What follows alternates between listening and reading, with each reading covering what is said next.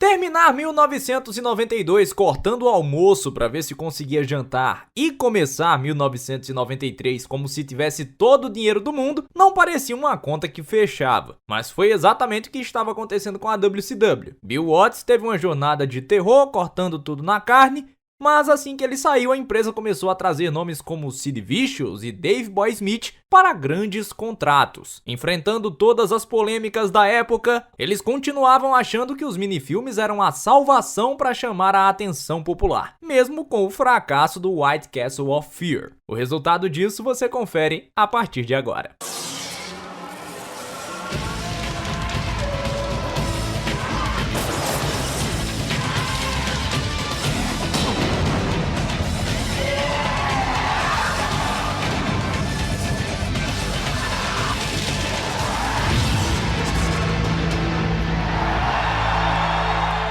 Eu acho que algo importante de ser destacado é o nome dos bois. Quando eu falei das divisões da empresa, eu citei o nome de Sharon Sidelo como a figura preponderante na área de pay-per-views. Foi exatamente dela que partiu a ideia de todos esses minifilmes para promover os pay-per-views que estavam para chegar. Sendo alguém de dentro da emissora TBS, isso fazia todo o sentido do mundo, porque eles tinham toda a aparelhagem profissional e todas as pessoas que poderiam fazer coisas bobas parecerem filmes. O problema nunca foi a produção ser ruim, mas sim o fato de que as pequenas sketches eram tão mal escritas e tão mal interpretadas que os resultados, ao invés de promoverem felicidade e vontade de acompanhar o pay-per-view, acabavam criando um clima de desprezo e uma vontade incrível de desistir do wrestling profissional. E o problema é que eles perderam completamente o controle das coisas e começaram a promover essas pequenas sketches em base semanal no show semanal, o Saturday Night. Uma das rivalidades mais quentes do ano de 1993 era entre o WCW World Heavyweight Champion Vader e Cactus Jack. A história entre eles acabou sendo construída de uma forma quase que orgânica, mas que também quase custou a carreira do Mick Foley. Em certo combate no Saturday Night, Vader arrancou as proteções azuis que eles usavam ao redor do ringue, expôs o concreto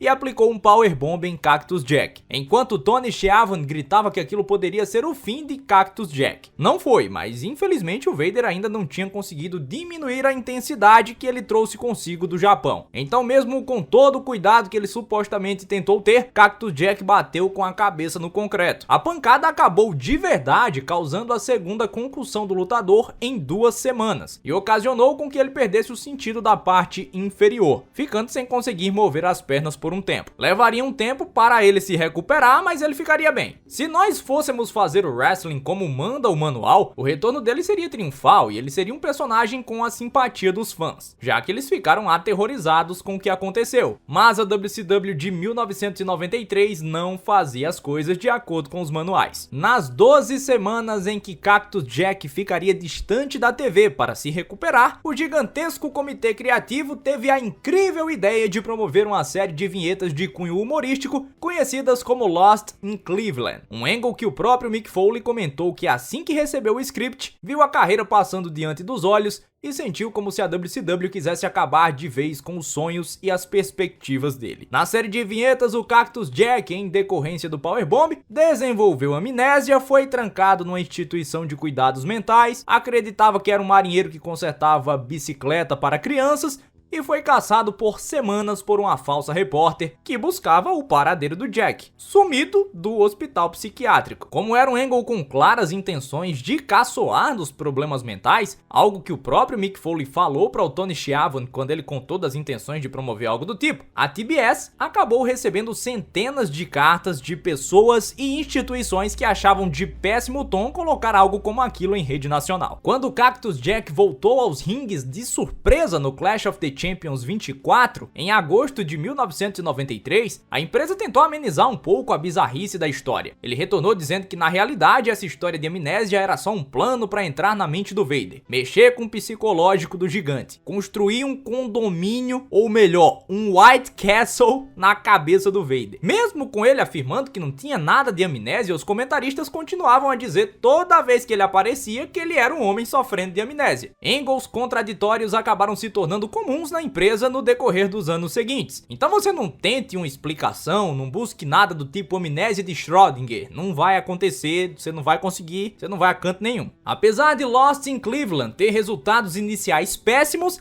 a WCW sentia que o conceito uma hora ia emplacar. Então organizaram terreno para a terceira aventura cinematográfica. Lost in Cleveland não foi um minifilme, foi uma série de sketches. Então nós teríamos o terceiro minifilme, feito para promover o pay-per-view Beach Blast 1993. Mais especificamente o main event daquela noite, que teria Davey Boy Smith e o Sting, os Super Powers, enfrentando o Vader e o Sid Vicious, os Masters of the Power Bomb. A rivalidade era natural, bem como já era de Sting contra o Vader, os maiores heels contra os maiores faces da empresa. Mas no minifilme a história era de que Sting e Davey Boy estavam jogando vôlei numa ilha em algum lugar do Golfo do México. E eles estavam brincando lá com algumas crianças órfãs. Para acabar com um clima agradável, Vader e Sid chegaram acompanhados de Harley Race e Coronel Robert Parker em um barco de guerra. Eles ofereceram um suborninho para que o Sting e o Davey Boy não lutassem no Beach Blast, mas os dois recusaram. Isso leva os mestres do Powerbomb a contratarem ele mesmo, Cheatum, o anão. A missão dele agora era plantar uma bomba relógio no barco do Sting. E para isso, ele usou uma roupinha de tubarão, com barbatana falsa e tudo. O Sting tomou conhecimento disso através das crianças e correu desesperado para tentar salvar o barco. Prestes a tudo explodir, o Davey Boy consegue salvá-lo triunfalmente e a dupla promete uma noite de vingança após um dia de praia no Beach Blast 1993. Nessa brincadeira, a WCW gastou $80 mil com a produção do minifilme, mais do que o dobro do que foi arrecadado com o Beach Blast, que conseguiu algo em torno de $33 mil em bilheteria e nenhum ganho nos números de pay-per-view quanto comparado ao pay-per-view anterior. Sting e Davey Boy conseguiram a tal vingança, mas a repercussão foi impressionantemente negativa, tanto que ecoou internamente e os executivos proibiram qualquer nova exibição das ousadas produções cinematográficas. Além do mais, proibiram de qualquer nova produção ser realizada. Amém. Enquanto isso se desenrolava, Ric Flair retornou aos ringues da empresa em junho, após alguns meses promovendo a Flair for the Gold, o segmento de entrevistas com um set avaliado em $35 mil. O retorno dele foi em um Clash of the Champions, fazendo equipe com Arn Anderson para enfrentar os Hollywood Blondes, Steve Austin e o Brian Pillman, que começavam a demonstrar uma grande evolução como um ato, que até surgiu aleatoriamente por a empresa não ter conseguido fechar com Chris Benoit para ser parceiro do Pillman. O problema é que esse show marcou uma audiência de 2.6, disparadamente o menos assistido dos Clash of the Champions. Em média, a empresa tinha sofrido no mês anterior uma queda de 73% nos ingressos vendidos em comparação com 1992, bem como uma queda de 71% na arrecadação. Era pior do que a pior das hipóteses. Sangrando financeiramente, a empresa precisava urgentemente de mudanças se quisesse ao menos terminar o ano viva. E uma mudança fundamental realmente aconteceu. Mas sobre isso eu vou falar no próximo episódio da série A História da WCW. É isso aí, pessoal. Esse é o nosso painel atualizado com os campeões após o Beach Blast 1993. No próximo episódio a gente vai caminhar um pouco e trazer uma novidade muito bacana que aconteceu com a WCW, que foi uma ideia que partiu do Eric Bischoff, parecia meio estranha, mas que acabou de certa forma dando uma sobrevida para a empresa. A gente vai fazer um episódio específico sobre isso. Peço que você deixe o seu like e se inscreva no canal Rádio de Pilha Driver. Clica aqui em cima, nesse card que tá aparecendo, que nós temos uma playlist completa com todos os episódios da série A História da WCW, e eu tenho certeza que você vai gostar bastante de ver todo esse conteúdo. No mais é isso, um abraço, tchau, tchau galera, fui!